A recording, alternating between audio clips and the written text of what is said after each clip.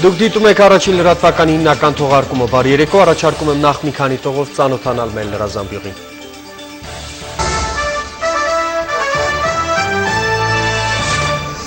Ինչ վճիռ է կայացրել Ֆրանսիայի սահմանադրական խորհուրդը, Ատյանը քննարկում էր հայոց ցեղասպանությունը շղթելու համար քրեական պատիժ սահմանող օրենքի սահմանադրականությունը։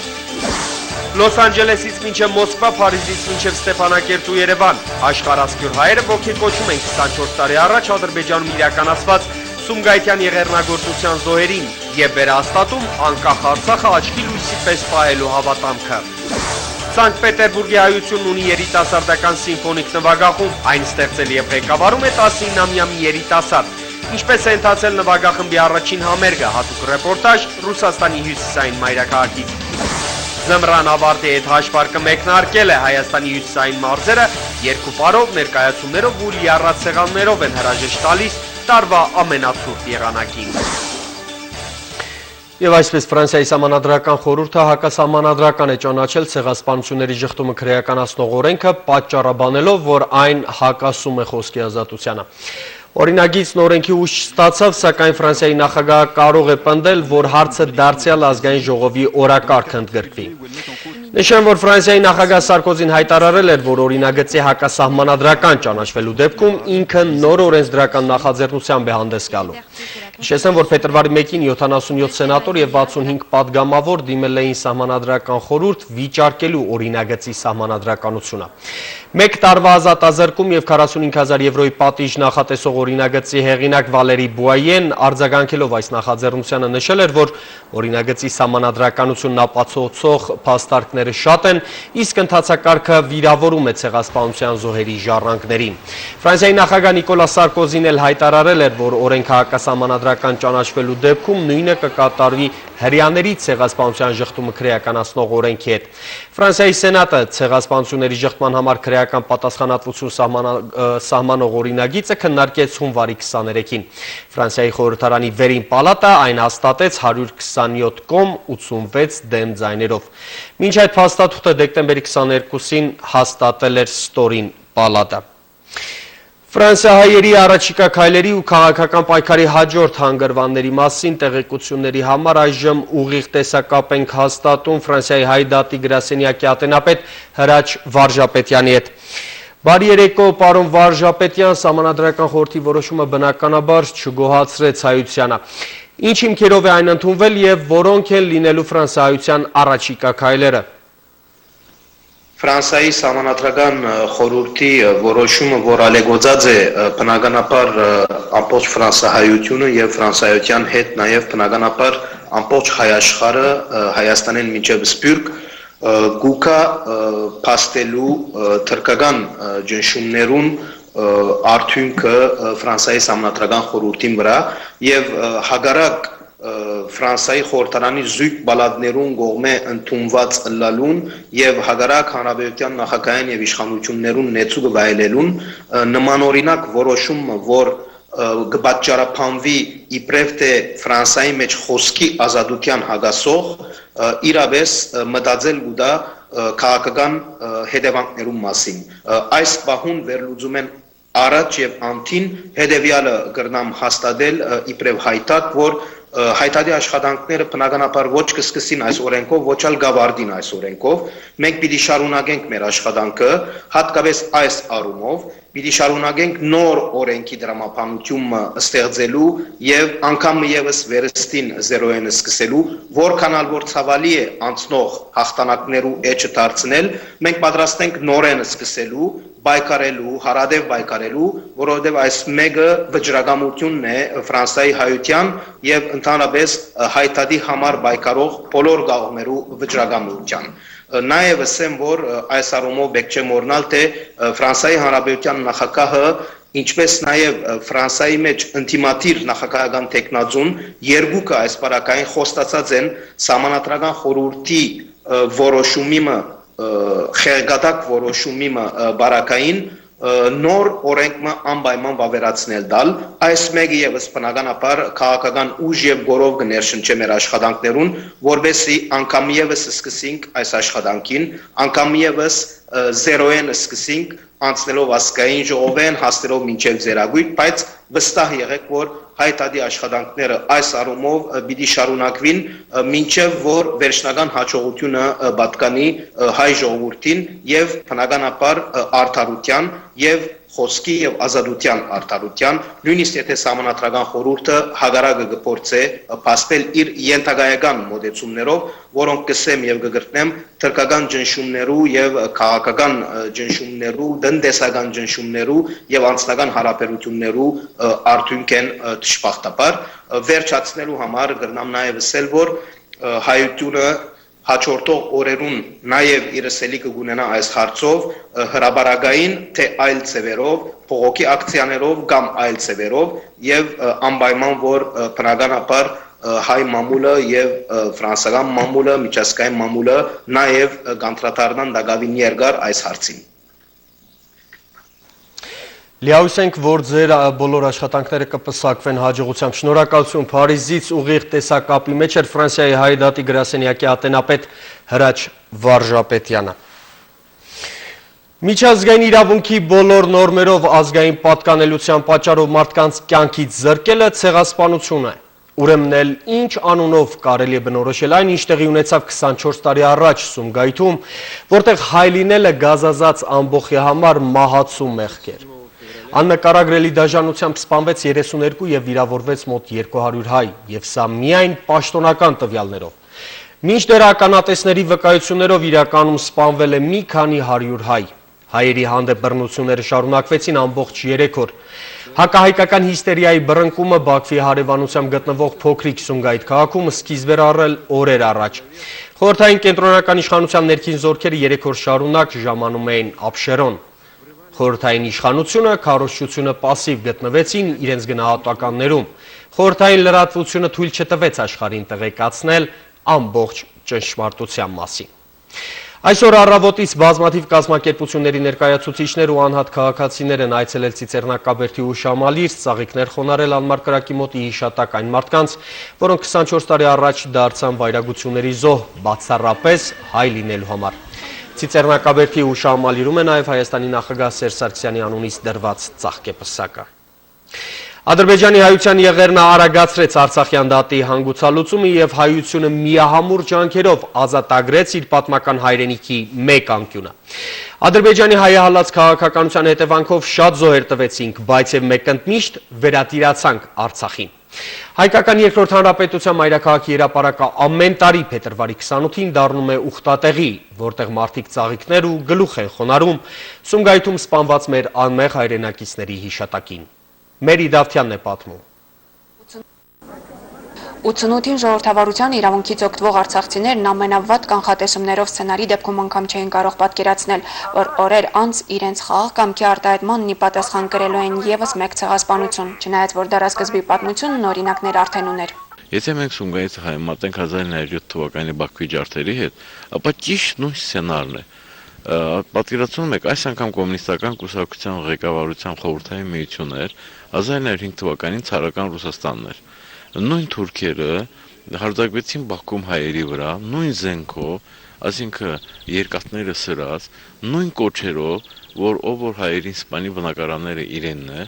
եւ 3 օր դարձյալ ցարական կայազորը, որը գտնում էր Բաքվում, չմոտեցավ այդ ջարդերին։ Պատմության դասերի իմացության պակասը չէր պատճառը լավատեսության, այլ պարզապես քաղաքակիրթ աշխարհում մարդկային լեզվով երկխոսելու ակնկալիքներ մեծ։ Բոլոր դարաշրջաններում նույն ձեռագիրն ունեցող վանդալը փորձում էր կոտրել հայկական կամքը, որ բռնցքվել էր հանուն արդարության։ 88 թվականի փետրվարի 20-ի այդ պատմական որոշումից հետո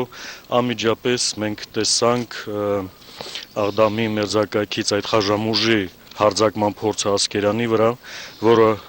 անարդյունք լինելով հետագայում երևի թե հիմք տվեց, որպեսզի շատ ավելի մեծ եւ շատ ավելի դաժան ակցիա ձեռնարկվի։ Մի բան միանշանակ է, որ Սումգայիթում փետրվարի 26-ից 29 տեղ ունեցած այդ իրադարձությունները լրիվությամբ նախապատրաստված են եղել եւ իրականացվել են պետական քաղաքականությամբ։ Բազում ականատեսների վկայությունները անհերքելի են դարձնում այս համոզմունքը։ Համլետ Մանգասարյանը, ով հրաշքով փրկվել է Սումգայիթյան ջարդերից, 10 օր անց բացահայտումներ է անում Ստեփանակերտի հանրահավաքի ժամանակ ռուսական լրատվամիջոցներից մեկին տված հարցազրույցում։ Комендант города генерал-лейтенант, он, значит, выступал и говорил, говорит, товарищи, значит, это была заранее запланированная акция. И он даже сказал, я сам слышал, что рука Алиева здесь тоже есть. Դաժան իրադարձություններն իհարկե չէին կարող կասեցնել համազգային հուզումի ալիքը։ Ջարդերից մեկ շաբաթ անց 30,000-անոց միտինգ տեղի ունեցավ Ստեփանակերտի հուշահամալիրում, որտեղ երիտասարդ ակտիվիստների թևի ղեկավարը Գորբաչովին ուղղված բաց նամակի տեքստներ հրապարակում։ Еще раз убеждают нас в правоте наших требований воссоединения Нагорного Карабаха с Армянской ССР. Այն օրերից մարդկային հիշողությունները վառ են մնացել եւ 24 տարի անց։ Այնքան մեծ էր ցասումը, որ ընդամենը մի քանի օրվա ընթացքում որոշում կայացվեց եւ տեղադրվեց Սումգայիթյան զոհերի հուշարձանը, այն հուշարձանը, որտեղ այսօր մենք այցելում ենք։ Նույն հուշաքարի մոտ ամեն տարի արցախցիները մեծից փոքր հավաքվում են, իրենց լուր խոնարհումը բերում նահատակների հիշատակին եւ շեշտում Սումգայիթյան դատին հետամուտ լինելու ուխտը։ Տարածել ենք Սումգայիթի ճիշտը, տարածել ենք Խոջալույի կեղծը, աշխարհով մեկ պատրաստել ենք ստույգ հիմնված միայն ու միայն փաստերի վրա փաստաթղթեր, ունենք նաև արձագանք, սկսած Ավստրալիայից, հասած մինչև Կանադա, Ռուսաստանից, ամեն տեղերից։ Այլևս երբեք չհանդուրժելու կոչը անկախ Արցախի հանրապետության նոր սերնդի վճիռն է։ Դառնացած հուշերով ավակներն էլ սաստում են։ Այն քաղաքը, որ հայերն են կառուցել, նրանց մեր հայերին այդպես վիճակի մեջ գցեց։ Անեսք նրանց։ Մերի Դավթյան, Մերուժան Հայրապետյան, Սամվել Սայյան, Առաջին լրատվական։ Սումգայիթ, Բաքու, Կիրովաբադ եւ Ադրբեջանի այլ քաղաքներում ու Մարաղայում հայության դեմ իրականացված եղեռնագործության հերթական տարելիցի կապակցությամբ Լոս Անջելեսի հայերը բողոքի ցույց են կազմակերպել։ Ակցիային մասնակցել են Արցախյան պատերազմի վետերաններ, լրագրողներ, մտավորականներն ու հարյուրավոր երիտասարդներ։ Իմանալով ցույցի մասին, Բաքվի գլխավոր ներկայացուցիչը արձակուրդ է տվել հյուպատոսության աշխատակիցներին։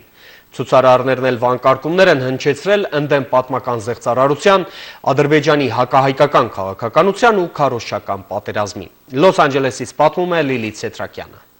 Շաբաթն ադրբեջանցիների համար ծանր սկսվեց։ Միացյալ Նահանգների արևմտյան ափի միանգամից երկու խոշոր կենտրոններում տեղի ունեցան Սումգայիթի եղերագործությունը դատապարտող եւ ադրբեջանական ստի տարածման դեմ ուղղված բողոքի ցույցեր։ Ադրբեջանցիներն այդ առիթով նույնիսկ արտակարգ միջոցառումներ էին ձեռնարկել երկուշաբթին հայտարարելով ոչ աշխատանքային, չլսելու համար Ադրբեջանի հյուպատոսության շենքի առջև ճշմարտության մասին հայերի վանկարկումները։ Shame on Azerbaijan! Այն, որ Ադրբեջանի հյուպատոսության կազմը աշխատանքային օրով գործի չէր եկել, հայ ցուցարարներին հայտնեց շենքի հսկիչը։ Ադրբեջանցի դիվանագետների փոխարեն հայերի վանկարկումները լսեցին նույն շենքում տեղակայված այլ երկրների դիվանագիտական ներկայացուցչություններում։ Սումգայիթյան ջարդերի, Կիրովաբադի ջարդերի, Բաքվի եւ Մարաղայի կոտորածների տարելիցին մենք այսօր այստեղ ենք գտնվում եւ փորձում ենք մեր բողոքի ձայնը լսելի դարձնել Ադրբեջանի կառավարության հանդեպ։ Ամերիկահայ երիտասարդները փաստում են, որ օտարներին ճշմարտության մասին իրազեկելու իմաստով վերջին տարիների իրենց ջանքերի արդյունքն արդեն զգալի է ոչ միայն բողոքի միջոցառումների, այլև սոցիալական ցանցերի եւ օտարազգի ուսանողների հետ ակտիվ շփումների շնորհիվ։ Տարվա 364 օր եւս պետք է աշխատենք այս հարցի շուրջ, որպեսզի կարողանանք հակադրել այն բիլիոնավոր դոլարները նավթային գումարները, որ Ադրբեջանը ծախսում է։ Այս տարի հայ երիտասարդներին էին միացել համայնքի այլ կառույցների անդամներ, լրագրողներ, մտավորականներ, ազատամարտիկներ, ուսուցիչներ։ Նրանց բոլորին միավորել էր ոչ միայն Ադրբեջանի անցյալի ոճրագործությունը դատապարտելու ցանկությունը, այլև այսօր ծավալվող ապատեղեկատվությանը վերջ տալու անհրաժեշտությունը։ Shame on Azerbaijan! Shame on Azerbaijan! Բարբարոս բառն անգամ սրանց էությունը չի արտահայտում եւ սրանք եկել են Արդարություն են իբր պահանջում Խոջալույի համար։ Պետք է պայքարենք մինչև վերջ, որպեսզի ամբողջ աշխարհին հասկացնենք, որ հայ ժողովուրդը տկար չէ, ուժեղ է, զորավոր է, միասին է։ Լոս Անջելեսին զուգահեռ ամերիկահայերը բողոքի ցույց էին կազմակերպել նաև Սակրամենտոյում, որտեղ օրեր առաջ Խոջալույի մասին հորինած սուտը պաստառներին հավաքվել էին մի խումբ ադրբեջանցիներ։ Հայ ցուցարարների նպատակն էր նահանգային խորհրդարանի անդամներին իրազեկել Սումգայիթի, Բաքվի, Կիրովաբադի եւ Խոջալույի ճշմարտության մասին եւ փաստել, որ ամերիկահայ համայնքը չի հանդուրժելու ադրբեջանա-թուրքական ապատեղեկատվական քարոզարշավը։ Թույլ չտանք, որ Ադրբեջանը իր սդահոտ ռոպագանդով միջազգային համայնքին խաբե։ Ամերիկահայ ցուցարարները ասելիք ունեին ոչ միայն Ադրբեջանի ներկայացուցիչներին եւ օտարներին, այլև ուղերձ ունեին հայրենիքին, որ պատրաստ են ցանկացած ագրեսիայի դիմակայել ցանկացած ճակատում։ Աշխարհի զանազան անկյուններում ու այնտեղ որտեղ քիդագից հայեր կան, այսպես իրենց ցայնը կբարձրացնեն որպես զորակցություն հայկական զույգ հանրապետություններու տնտեսապես, ռազմապես եւ սոցիալապես, ինչպես նաեւ քաղաքականապես հզորացման սուրբ նվատակին։ Ռազմի դաշտում տանուլ տված ադրբեջանցիներն այժմ էլ ցանցազերծել են տեղեկատվական պատերազմ, ասում են հայ ցուցարարները, սակայն նրանց ջանքերն այս անգամ էլ դատապարտված են հայերի միասնականության շնորհիվ։ Լիլիթ Ցետրակյան, Ունիկ Գյուլեզյան, Առաջին լրատվական, Միացյալ Նահանգներ։ Խաղաղություն Ղարաբաղին խորագրով Սումգայիթյան ջարդերի 24-րդ տարելիցի կապակցությամբ Ֆրանսիայում կազմակերպվել են մի շարք միջոցառումներ։ Նախաձեռնողը Փարիզում հայկական զույգ հանրապետությունների դիվանագիտական ներկայացուցություններն ու Ֆրանսիայի հայկական կազմակերպությունների համակարգող խորհուրդն են։ Միջոցառումների մեկնարկը տրվել է փետրվարի 26-ին, առավոտյան Սումգայիթի զոհերի հիշատակին նվիրված պատարագ է մատուցվել Փարիզի Սուրբ Հովհաննես Մկրտիչ եկեղեցում։ Փարիզի Երևանի Պարտեզի հարևանությամբ գտնվող Կոմիտասի հուշարձանի մոտ էլ մասնակիցները ծաղկեպսակներ են դրել զոհերի հիշատակին։ Փետրվարի 27-ին Փարիզի 9-րդ թաղամասի քաղաքապետարանում անցկացվել է Սումգայիթում եւ Ադրբեջանի այլ բնակավայրերում ջարդերի ենթարկված հայության հիշատակին նվիրված բազմամարդ հանրահավաք։ Միջոցառմանի ելույթով հանդես են եկել ազգային ժողովի Ֆրանսիա-Հայաստան բարեկամական խմբի նախագահ Ֆրանսուଆ Ռոշ-Բլուանը, համայնքային ազդեցիկ դեմքեր Հայաստանի ու Արցախի դիվանագետներ, որոնք կարևորել են միջազգային ասպարեզում ԼՂՀ շահերի պաշտպանության նպատակով ողջ հայության ներուժի համախմբման գաղափարը։ Միջոցառմանը մասնակցել են ավելի քան 400 ֆրանսահայեր, ֆրանսիացի հասարակական ու քաղաքական, մշակութային գործիչներ, ինչպես նաև լրագրողներ։ Միջոցառման շրջանակում կազմակերպվել է կլոր սեղան քննարկում, որի ընթացքում քննարկվել են Արցախի արդի խնդիրները, կարևորել Ֆրանսիա Լեռնային Ղարաբաղի Հանրապետություն միջխորհրդարանական համագործակցությունը, հայկական սփյուռքի զորակցությունը հայտնել Արցախին։ Ի հիշատակ Սումգայիթի ջարդերի անմեղ զոհերի Մոսկվայում Հայաստանի դեսպանատան անձնակազմը դեսպանի գլխավորությամբ Ռուսաստանի հայերի միության ու Ռուսաստանի մայրաքաղաքում գործող հայկական հասարակական կազմակերպությունների ներկայացուցիչներն այսօր առավոտյան պսակներ ու ծաղիկներ են դրել Մոսկվայի Վագանկովկյան գերեզմանատան Սուրբ Հարություն եկեղեցու բակում տեղադրված հիշատակի խաչքարի մոտ։ Այնուհետև բոլոր հավաքվածները բարձրաձայն աղոթքով ոգեկոչել են Սումգայիթի ջարդերի անմեղ զոհերին։ Նշեմ նաև, որ հիշատակի միջոցառումներ են տեղի ունեցել Բուլղարիայում, Վրաստանում, Լիբանանում և բազմաթիվ այլ հայկական համայնքներում։ Երեկ Բրյուսելում արտաքին հարաբերությունների հարցով նիստում հայտարարությամբ է հանդես եկել Եվրամիության խորհուրդը։ Արցախյան հակամարտության առնչությամբ Եվրամիությունը մտահոգություն է հայտնում շփման գծի երկայնքով լարվածության աճի կապակցությամբ և ընդգծում կրակի դադարեցման ու վստահության ամրապնդման ուղղված անհապաղ քայլերի ձեռնարկումը։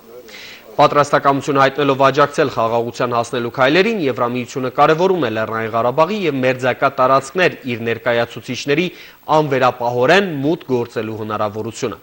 Աջակցություն է հայտնվում Մինսկի խմբի և Ռուսաստանի նախագահ Մեդվեդևի ջանքերին։ Եվրամիությունը Ադրբեջանին ու Հայաստանին կոչ է արել ակտիվացնել ջանքերը համաձայնության գալու մադրիդյան սկզբունքների հիման վրա։ Արտգործնախարարները նաև լավատեսորեն կոչ են արել Լեռնային Ղարաբաղի համար մշակել հետ կոնֆլիկտային սցենարներ Եվրամիության ապագա մասնակցության համար։ Սեպտեմբերին Հայաստանում կանցկացվեն ՀԱՊԿ արագ արձագանքման հավաքական ուժերի փոխգործակցություն 2012 համատեղ զորավարժությունները, որոնց կմասնակցեն անդամ երկրների Ռուսաստանի, Բելարուսի, Ղազախստանի, Ղրղստանի, Տաջիկստանի ու Հայաստանի տարբեր զորամիավորումներ։ Այս օրերին Երևանում են նշյալ երկրների, ինչպես նաև ՀԱՊԿ քարտուղարության և Միացյալ շտաբի ներկայացուցիչները։ Պաշտպանության նախարարի առաջին տեղակալ Դավիթ Տոնոյանն ընդգծել է, որ առաջիկա 2 օրերին կհամաձայնեցվեն զորավարժությունների մտահղացման հիմունքները։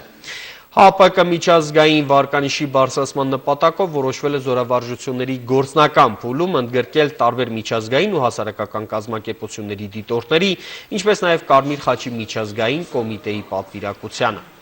Փաստաթուղթը ենթադրում է բացառապես պայմանական ռազմաքաղաքական իրավիճակ, աշխարհագրական պայմաններ, պայմանական տեղանուններ եւ ռազմաքաղաքական կազմակերպությունների ու պետությունների անվանումներ, նշել է Դավիթ Տոնոյանը։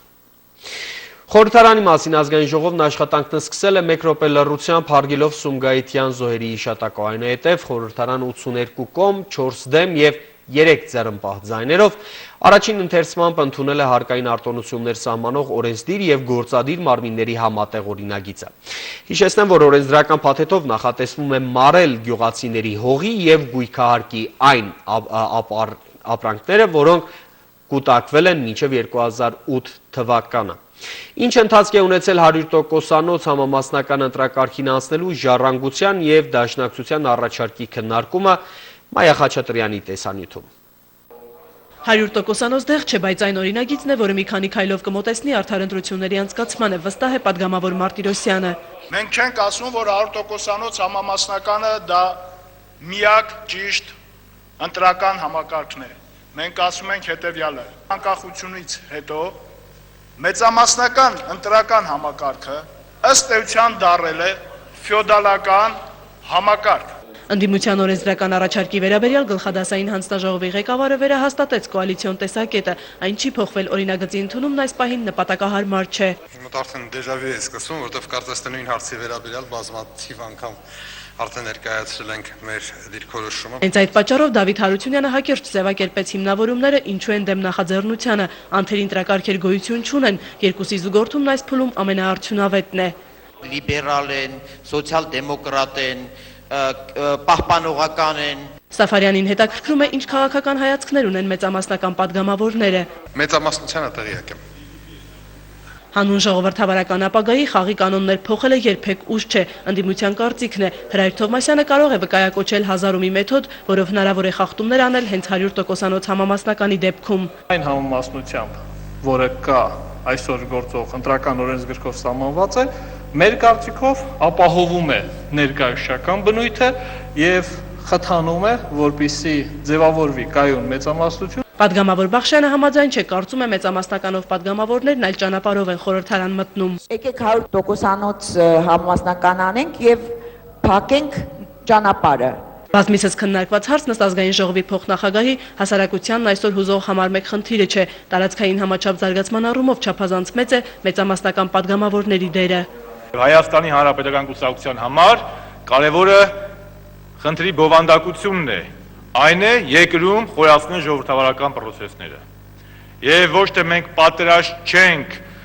գնալու զիջումների, այլ մենք որոշել ենք, որ այսօր Հայաստանի համար լավագույն տարբերակը այս հարաբերակցությունն է։ Ըստ Էդուարդ Շարմազանովի ՀՀԿ-ն պատրաստ է իրականացնել ազատ ընտրություններ, նախապայմաններն օրենսդրական բարեփոխումներն ու քաղաքական կամքն են։ Պատգամավոր Ռուստամյանը վստահ չէ, որ գործող ընտրակարգն այդ հնարավորությունը տալիս է։ Նշեք մի օրինակ ամբողջ աշխարհում, որ 100% համամասնականը խափանել է ժողովրդավարության կայացումը որևէ երկրում։ Բերեք այդպիսի օրինակ։ Չկա այդպիսի օրինակ։ Ըստ Նաիրա Զոհրաբյանի օրինագիծն ունի ընտրակեղծիքների սողանցքները փակելու նպատակ, ԲՀԿ-ում տեսակետները կիսվել են, կքվեարկի ով ինչպես ցանկանա։ Բալասանյանն օրինակ 100%-անոց համամասնական ընտրակարգին կողմ է, բայց կարծում է ժամանակը չէ։ Եթե մենք ուզում ենք ունենալ կայացած քաղաքական ուժեր կուսակցություններ, ապա դրա ճանապարհը մեկն է 100%-անոց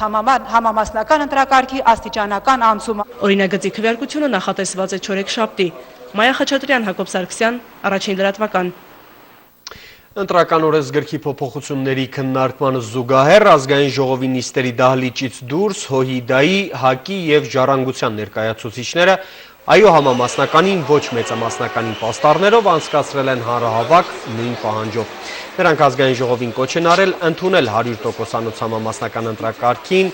անցնելու վերաբերյալ խորհրդարանական ընդդիմության նախաձեռնությունը։ Հանրային խորհուրդն ամփոփել է 2011-ի աշխատանքի արդյունքները։ Դատական համակարգում անհրաժեշտ են քաղաքացիների վստահությունը վերականգնող արմատական փոփոխություններ։ Հանքահունքային արդյունաբերությունում տիրող ոչ բարվոք վիճակը բարելավելու համար էլ խորհուրդն անհրաժեշտ է համարում առաջարկել ազգային ժողովին ընդունել միջազգային չափանիշներին համապատասխան եւ զարգացած երկրներում կիրառվող ազգայնացման մասին օրենք։ Հանրային խորհուրդը մտահոգված է նաև մենաշնորհային տնտեսության եւ պետական պաշտոնյաների ձեռներեցությամբ զբաղվելով ու դրանց հետևանքների խորացմամբ, որի դեմ առաջարկում է պայքարել մենաշնորհային տնտեսությունից դեպի իրական մրցակցային տնտեսություն անցնելու քայլերով։ Հանրային խորհրդի ուշադրության կենտրոնում են նաև հեռուստաեթերի էթիկական խնդիրները, որոնք լուծելու համար առաջարկվում է իրականացնել մշտադիտարկում։ Հանրային խորհրդի նախագահի գնահատմամբ քննարկվող հարցերը բազմազան են եւ դրանց լուծումը կբարձրացնի քաղաքացիների վստահությունը։ Հանրային խորհուրդը պետք է հասնի այն վիճակին, որ մի կողմից լրիվ վստահություն ներշնչի բոլոր հասարակության մեջ, հասարակական կազմակերպությունների մեջ, խանդի տեսարան չլինի, իմանանք, որ բոլորս միասին նույն գործն ենք անում, մյուս կողմից էլ այնպիսի հեղինակություն եւ լիազորություններ ունենա, որ բարձրացրած հարցերի մի մասը գոնե կարողանա լուծել իշխանությունների մոտ։ Սիրիայից ստացված վերջին տեղեկություններից հայտնի է դարձել, որ վիրավոր բրիտանացի լրագրողին դուրս են բերել Հոմս քաղաքից, իսկ ֆրանսիական Ֆիգարոյի լրագրողուն չեն գտել։ Հոմս քաղաքում մարտական գործողությունները շարունակվում են, տեղի ակտիվիստների պնդմամբ միայն երկուշաբթի 135 մարդ է զոհվել։ Հայտնի է նաև, որ Կարմիր մահիկի աշխատակիցներին հաջողվել է մտնել Հոմս ու դուրս բերել վիրավորներին, իսկ քաղաքում մնացածներին ապահովել դեղորայքով։ Սիրիայում ներքաղաքական կյանքը չի հանդարտվում, նույնիսկ նոր սահմանադրության վերաբերյալ հանրաքվեն չօգնեց դիմակայության մեղմացմանը։ Դամասկոսում էլ հրապարակել են հանրաքվեի արդյունքները, որին բնակիչներն անսպասելի ակտիվություն են ցուցաբերել։ Քվեարկությանը մասնակցել են ընտրողների 57%-ը, որի 89%-ը կողմ է արտահայտվել նոր Սիրիայի կառուցման ուղղված փաստաթղթին։ Աստրախանում սգոր է հայտարարվել գազի պայթյունից մասամբ քանդվել էր 9 հարկանի բնակելի շենքը։ Վերջին տվյալով 9 մարդ է զոհվել, 4-ի ճակատագիրն անհայտ է, 18 մարդ էլ, այդ թվում 2 երեխա, ստացել են տարբեր կարգի վնասվածքներ։ Դեպքի վայրում շարունակվում են փրկարարական աշխատանքները, հաջողվել է փրկել 26 բնակչի կյանք։ Միջադեպի առիթով քրեական գործ է առուցվել, ոստիկանությունը քննարկում է պատահարի 2 վարկած, անվտանգության կանոնների խախտում եւ ինքնասպանության փորձ։ Բնակիչներից մեկը արտահայտվել է գազի միջոցով ինքնասպանություն գործելու մտադրության մասին։ Ռուսաստանի վարչապետ Վլադիմիր Պուտինը, ով չծրագրված այցով ժամանել էր Աստրախան, հրահանգել է վնասված շենքի բնակիչներին ապահովել նոր բնակարաններով։ Վերադառնանք Հայաստան, կրթության եւ գիտության նախարարության եւ Տաշիր բարեգործական հիմնադրամի միջև այսօր համաձայնություն է ձեռք բերվել Հայաստանյան բուհերում գերազանց սովորող արցախցի եւ ջավախցի ուսանողների համար կրթաթոշակ սահմանելու վերաբերյալ։ Նախաձեռնությունը Տաշիրի ղեկավար Սամվել Կարապետյանինն է, ընդունվել է կրթության եւ գիտության նախարարության կողմից եւ գործընթացն արդեն փաստացի մեկնարկել է։ Մեկ այլ ծրագրով գումարային խրախուսում կստանան Հայաստանի, Լեռնային Ղարաբաղի եւ Սամցխե Ջավախեթի դպրոցների լավագույն ուսուցիչները։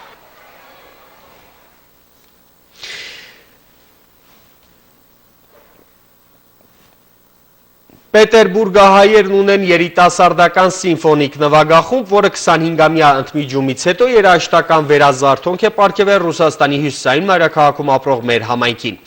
Նվագախմբի առաջին համերգն արդեն կայացել է, հանդիսատեսը տպավորված է 19-ամյա հայ դիրիժորի խմբավարական տաղանդով։ Գոհար Մարտիրոսյանն է պատմում։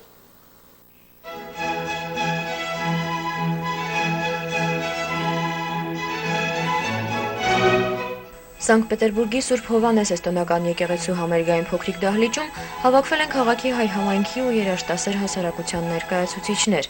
Առիթը քաղաքի հայ առաքելական եկեղեցու մշակութային կենտրոնին կից ստեղծված երիտասարդական սիմֆոնիկ նվագախմբի համերգ բացումն է։ Մի քանի ամիս առաջ ինձ մոտ եկավ մեր պատանի շնորհալի երաժիշտ եւ դիրիժոր Միրան Աղաջանյանը, որը առաջարկեց այսպիսի գաղափար ստեղծել երիտասարդաց սիմֆոնիկ նվագախումբ։ Այսօր կարելի ասել պատմական օր է մեր համայնքի համար, որովհետև առաջի անգամ 85-6 թվից մեր համայնքի վերածնունդից հետո ստեղծվում է մեր եկեղեցուն, մեր համայնքին կից սիմֆոնիկ երիտասարդաց նվագախումբ։ Նվագախմբի դիրիժոր եւ գեղարվեստական ղեկավար 19-ամյա Միհրան Աղաջանյանը միջազգային եւ ռուսաստանյան բազմաթիվ մրցույթների դափնեկիր է։ Ներկայում սովորում է Սանկտ Պետերբուրգի պետական կոնսերվատորիայում, որի լավագույն սաների շարքերից էլ հավաքագրել է երաժշտական իր կոլեկտիվի անդամներին։ Մի կես տարի ման է գալիս մարդկանց, որտեվ չէր ուզում, որ վատ երաժիշտներ լինեն։ Վատ երաժիշտ չկա, իմ համար բոլոր երաժիշտներն են լավ երաժիշտ են։ Ուղղակի կա մարդով, որ ավելի լուրջ է դրանով զբաղվում, իսկ կա ով այդքան էլ լուրջ չի զբաղվում, էլի։ Ես որոշեցի ընտրել ամենալուրջ մարդկանց։ Անդրանիկ համերգի ծրագրում էին Վիվալդիի, Չայկովսկու եւ Շոստակովիչի ստեղծագործություններ։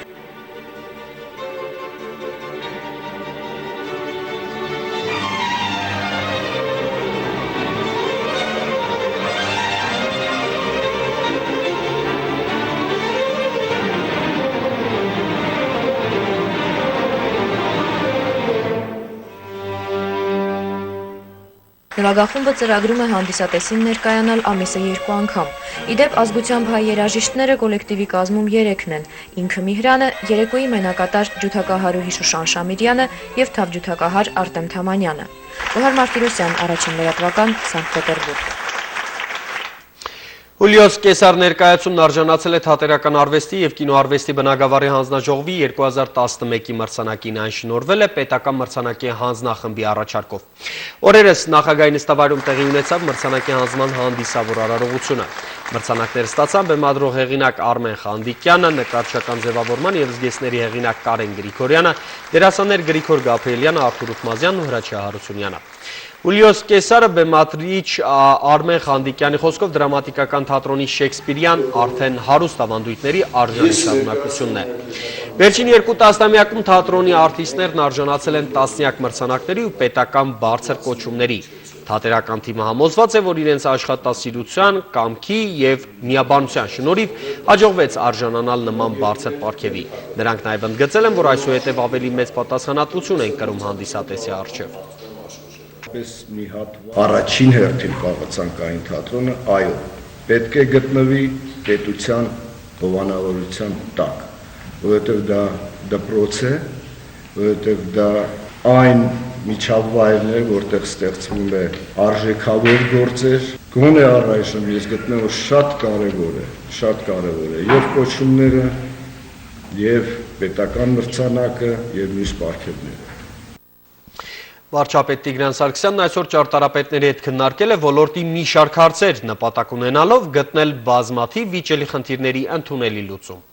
Արդյունքում հանրապետական կուսակցությունը նպատակ ունի այդ առաջարկներն ընդգրկել ՀՀԿ նախընտրական ծրագրում։ Ոլորտի վերաբերյալ մասնագետների առաջարկները մի քանիսն են։ Բոլոր նախագծերը պետք է իրագործվեն հանրային ու մասնագիտական քննարկումներից հետո միայն։ Յուրաքանչյուր նոր նախագիծ պետք է իրագործվի հնի հետ համադրությամբ եւ ոչ մի պատմական արժեք ներկայացնող հին շենք չպետք է քանդվի։ Վարչապետն իր հերթին նշել է, որ անհրաժեշտ է նաև լուծումներ գտնել Երևանի բեռնաթափման իրականացվող նախագծերի, ասենք ծածկած շուկայի վերանորոգման, կառավարության շենքի թմբուկի, Աբովյան Սայաթ-Նովա փողոցների խաչմերուկում մետրոյի կայարանի կառուցման վերաբերյալ, քանի որ անգամ մասնագետները միասնական մոտեցում չունեն նման հարցերում։ Տիգրան Սարգսյանը հայտնել է, որ դեմ է կանաչ տարածքների հաշվին կապիտալ շինարարությանը, բայց լինում են դեպքեր, երբ հենց մասնագետներն են հիմնավորում դրանց գոյությունը։ Նա ճարտարապետներին առաջարկել է ընդունելի սկզբունքներ ամրագրել օրենքով, հետագայում դրանց կատարման հարցում վստահ լինելու համար։ Ես անձամբ մշտական տաղավարների տեղադրմանը դեմ եմ եւ ամեն ինչ պետք է անեմ, որպեսզի այդ տաղավարները տեղափոխվեն։ Այսօր մենք ունենք հանրապետության նախագահի հանձնարարականը այս հարցին անդրադառնալ։ Ես կարծում եմ, որ մենք կարող ենք այս սկզբունքային որոշումը արձանագրել, որ մշտական տաղավարներ չեն լինելու եւ մենք այդ տաղավարները տեղափոխելու ենք։ Գյուղատնտեսական ժողով հացահատիկի շտեմարանում խոսքը Գեղարքունիքի մարզի մասին է, որն ապահովում է մեր երկրի հացահատիկային ամբարը։ Ժողովին մասնակցել է նաև գյուղնախարարը, Խաչաղբյուր և Կարճաղբյուր համայնքներում հավաքը կազմակերպել է Արոտ օգտագործողների միավորում սպառողական կոոպերատիվը։ Նախարարը տեղեկացրել է, որ համաշխարհային բանկի աջակցությամբ իրականացվող ծրագրով արդեն ստեղծվել է 33 կոոպերատիվ։ Ովքեր են համաձայն, որ կոոպերացիա ստեղծվի։ այդ ծրագիրը իրականացնելու համար։ Խնդրում եմ ձեր բարձրացնել։ Բոլորը համաձայն եք։ Դեմ չկա, ոչ մի դեմ չկա։ Նշանակում է այս ծրագիրը ձեր համայնքում պետք է իրականացնեք։ Եվս մեկ համայնք համալրեց արդեն իսկ ձևավորված 33 կոոպերացիաների շարքը։ Գյուղատնտեսության միասնական կառավարման ծրագիրը կյանքի է կոչվել դեռևս անցած տարվանից։ Հատկապես անասնապահությունում հեռանկար ունեցող համայնքները դրա անհրաժեշտությունը պարզվում է վաղուց էին զգում։ Մենք ունենք հեռագնա վարելահողեր, որոնք չենք կարող օգտագործել։ Այս ծրագրի շնորհիվ մենք այդ հողերը միասնական կոոպերացիայի շնորհիվ մենք այս միասնական հողերը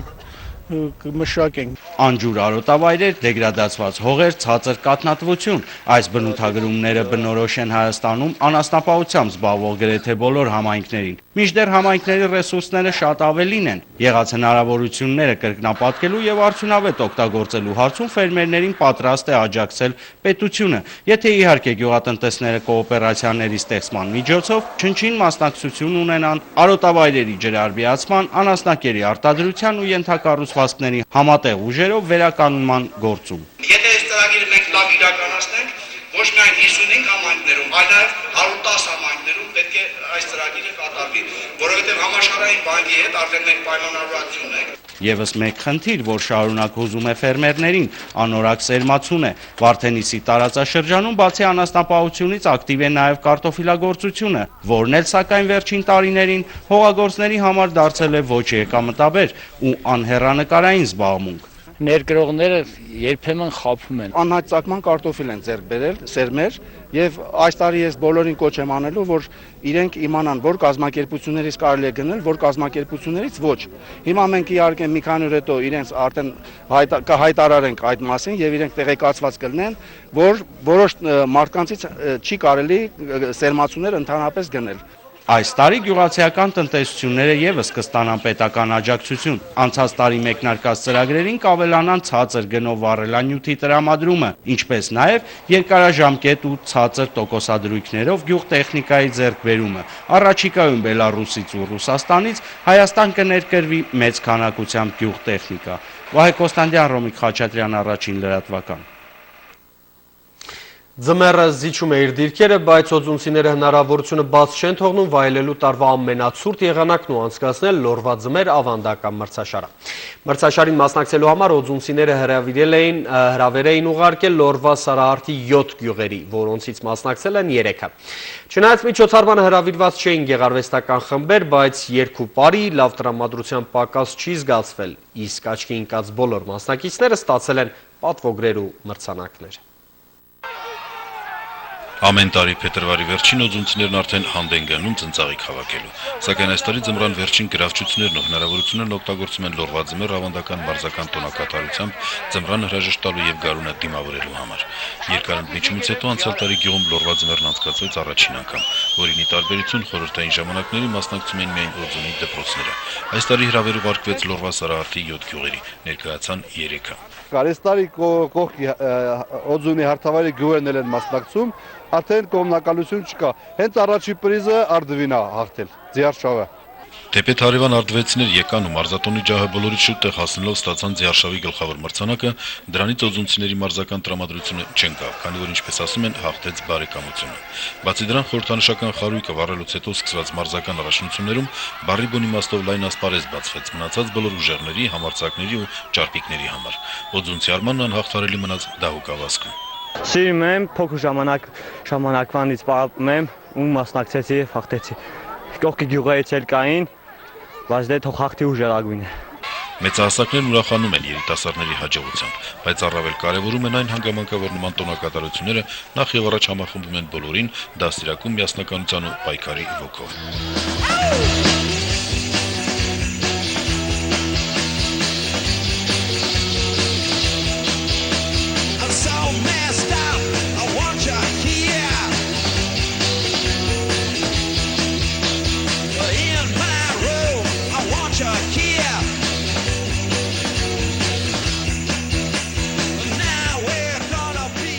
Զարգացնային սպորտը ոչ թե միայն այս օրերի Լորվա ձմեռի համար,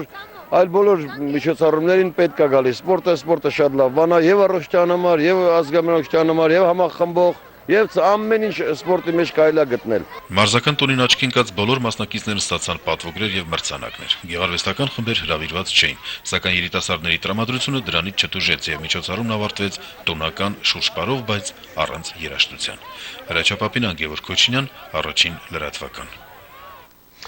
Պակաս գեղեցիկ ու գրավիչ չէ Շիրակի ձմեռը։ Հայաստանի հյուսիսում ապրողներ վստահ են, որ ձմռան ողջ հմայքը կարելի է տեսնել ու զգալ միայն այստեղ։ Բացի ավանդական մարզաձևերի մրցաշարերից, ձմեռն այստեղ ճանապարհում են ավանդական խաշլամայով ու սիրված ուտելիքներով։ Ինչպես են շիրակցիները հրաժեշտ տալիս ձմռանը, պատմում է Աննա Մարտիկյանը։ Շիրակի ձմեռն այս տարի ոչ թե մեկ, այլ մարզի 5 տարածաշրջանում եւ Գյումրիում անցկացվում է առանցին օրերով, իսկ միջոցառումների մեկնարկն ազդարարող Սոլիչի ձայնն առաջինը հնչեց Ամասիայում։ Մի քիչ եղանակային պայմանները խանգարեցին, բայց դա է իր հաճույքն ունի, որովհետեւ իրականից ձմեռ է։ Իրական ձմեռն իր ողջ հմայքով կարող եք տեսնել ու զգալ միայն մեզ հետ։ Համոզված են Հայաստանի հյուսիսային բևեռի բնակիչները, որտեղ ձմեռն իրեն տանտեր է զգում դեռ աշնանկեսից ու չի շտապում հեռանալ։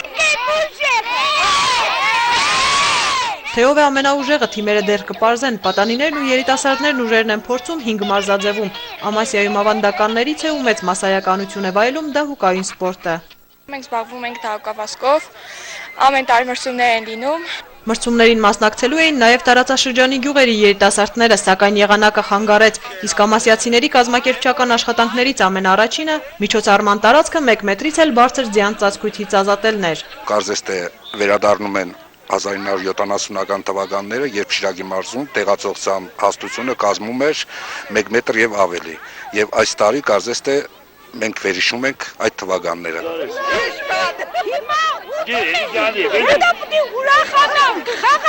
Ամասիայի ձմեռը տարբերվում էր ձյանառատությամբ, Գյումրիին էլ հյուրասիրությամբ։ Ավանդական ու սիրված մարզաձևերի հետ նաև ավանդական խաշլաման է ու սիրված ուտեստները համապատասխան նվագակցությամբ։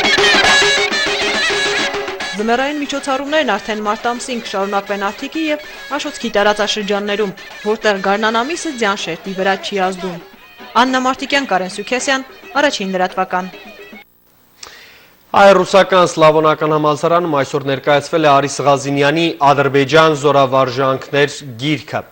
Հեղինակն ուսանողներին ու դասախոսներին հակիրճ ներկայացրել է աշխատության բովանդակությունը, ընդգծելով, որ մինչև ընթերցողի սեղանին հասնելը բոլոր փաստերը մեկտեղվել են շուրջ 15 տարի ու հետո են միայն գիրք դարձել։ Ի դեպ, Ադրբեջանի պատմության մասին գիրք գրելու գաղափարը Հայաստանի նախագահի աշխատակազմին առընթեր հանրային կապերի եւ տեղեկատվության կենտրոնի տնօրեն Արա Սաղաթելյանինն է։ Գրքի հեղինակն ասել է, որ այն կազմելու համար օգտագործվել են ռուսական, գերմանական, հայկական, ադրբեջանական եւ շուրջ 200 աղբյուրներ։ Գրքում ներկայացված են այսօր էթնիկ ինքնագիտակցության բացակայության խնդրի առջև կանգնած Ադրբեջանի բնակչության եւ այդ երկրի կազմավորման ու զարգացման հիմնական առանձնահատկությունները։ Որպես երկիր, որը որպես մշակում դա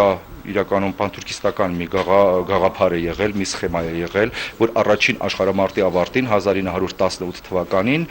Թուրքիան ուղղակի 3 հանրապետություն հռչակեց հարավային Կովկասում, որոնցից մեկը միայն գոյատևում է մինչ այսօր, դա Ադրբեջանի հանրապետությունն է, այդ մնացած երկուսը Արազի հանրապետությունը եւ Կարսի հանրապետությունը մաս դարձան կամ Ադրբեջանի կամ Թուրքիայի։ Եվս մեկ անգամ հիշեցնեմ, որ Արիս Ղազինյանի գիրքը կոչվում է Ադրբեջան պոլիգոն կամ Ադրբեջան զորավարժարան։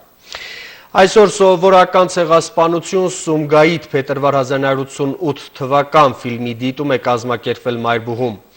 Փաստաթղթերի ու վավերագրերի վրա հիմնված վավերագրական այս ֆիլմը ներկայացնում է Ադրբեջանում հայահալած քաղաքականության էկրանավորված ճշմարտությունը։ Երիտասարդ համալսարանականների միավորումը այս կերպ իր մտահոգությունն է հայտնում այն փաստի կապակցությամբ, որ Ադրբեջանը շարունակում է խեղաթյուրել պատմական փաստերը եւ ժխտողական քաղաքականություն իրականացնում սեփական ժողովրդի շրջանում։ Սա լավ առիթ է ուսանողների համար եւս մեկ անգամ պատմական դեպքեր վերհիշելու եւ ֆիլմի միջոցով իրականությունն ավելի պատկերավոր ընկալելու համար։ Հայաստանի բնակչությունը, մանավանդ երիտասարդությունը շատ քիչ տեղեկություններ ունի մեր նորագույն պատմության մասին եւ մասնավորապես հենց այդ դեպքերի մասին, որոնք կատարվել են Ադրբեջանում։ Եվ ես կարծում եմ, որ շատ արդիական են այս ֆիլմերը, որովհետեւ Ադրբեջանի քաղաքականությունը, որը ուղղված էր հայերին ուղղակի բնաջնջելու իրենց պատմական հայրենիքում, այդ քաղաքականությունը մինչ օրս շարունակվում է։ Այսօր Ադրբեջանում մոլեգնում է հայկական քարոզություն եւ կոչ են կանոնում միջազգային կազմակերպություններին եւ դեսպանատներին այդ ռասիստական քաղաքականությունը, որ այսօր իրականացնում է Ադրբեջանը, թույլ չտալ, որպեսզի այն տարածվի, միաժամանակ կոչ են կանելու միջազգային կազմակերպություններին եւ դեսպանատներին տեղի ունեցած դեպքերը համարել որպես ցեղասպանություն։ Աշխարհում հայկական հետ կփաստող վկայություններն արդեն նաև գրքի տեսքով մշակույթի նախարարության եւ մեր երկրում Իտալիայի դեսպանատան նախաձեռնությամբ լույս է տեսել Նեապոլի Սուրբ Գրիգոր Լուսավորիչ հայկական եկեղեցի պատկերագիրքը։ Կատալոգում զետեղված են եկեղեցու պատմությունն առհասարակ եւ որմնանկարներն իրենց ստեղծման պատմություններով։ Որմնանկարների հեղինակը 17-րդ դարի իտալացի հայտնի նկարիչ Լուկա Ջորդանոն է։ Գիրքն առաջին անգամ ցուցադրվել է անցյալ տարվա դեկտեմբերին Վենետիկում կայացած Հայաստան քաղաքակրթական դրոշներ խորագրով ցուցահանդեսի ժամանակ, իսկ այսօր արդեն ոչ միայն պատկերագիրքը, այլև Գրիգոր Լուսավորիչ եկեղեցու որմնանկարներ լուսանկարների տեսքով ցուցադրվել են Հայաստանում Իտալիայի դեսպանատանը։ Իտալիայի դեսպանը շեշտել է, որ հայերի այն պատկերացումը, թե Իտալիայում հայկական ներկայությունը սահմանափակվում է միայն Սուրբ Ղազարով, սխալ է։ Ես ամեն օր անակնկալի եմ գալիս Իտալիայում Հայաստանի եւ հայի ներկայությունը բացահայտող մի քանի փաստով, ասել է դեսպանը։ Իսկ մշակույթի փոխնախարարն իր հերթին շեշտել է, որ գերատեսչությունը կանի ամեն ինչ աշխարհում հայկական հետքերը հնարավորինս շատ ուսումնասիրելու համար։ Ցույց ենք տալիս, որ հայկական հետ, մշակութային հետ առաջին հերթին կան համաշխարհային, այսպես եվրոպական քաղաքակրթության տարբեր օրաններում, ինչպիսին, ասենք, Հայաստանում է եւ Վենետիկը հանդիսանում, եւ Վենետիկը, եւ Նեապոլը։ Եվ վերջում նոր մրցաշրջանի առաջին խաղում ֆուտբոլի Հայաստանի հավաքականը 2-0 հաշվով զիջեց Սերբիայի հավաքականին։ Հիշեցնեմ, որ այս խաղը փորձնական բնույթ էր կրում, մարզիչը փորձարկում էր մեծ թվով երիտասարդ ֆուտբոլիստների գլխավոր թիմի թեկնածուների կազմը համալրելու նպատակով։ Գոլերը մեր հավաքականը բաց թողեց առաջին խաղակեսի ընթացքում։ Ճիշտ է, երկրորդ կեսում մեր ֆուտբոլիստները զգալիորեն ակտիվացան եւ անընդմեջ ճնշում էին գործադրում սերբերի դարպասի վրա, սակայն տարածքային առավելությունը գոլերի վերածել մերոնց այդպես էլ չհաջողվեց։ Հիշեցնեմ, որ հավաքականը մեր եւս մեկ խաղ է անցկացնելու Կիպրոսում։ Վաղը մեր ընտրանի հետ ուժերը կչափի Կանադայի ֆուտբոլային հավաքականը։ Խաղը կհեռարձակվի ժամը 21-ին առաջինի ուղիղ եթերում, իսկ առաջին լրատվական հիմնական թողարկումը մեր եթերում կլինի ժամը 20-ին։ Այսքանն էինք նախատեսել, ձեզ հետ աշխատեց Աբրահամ Գասպարյանը, մնացեք բարյավ։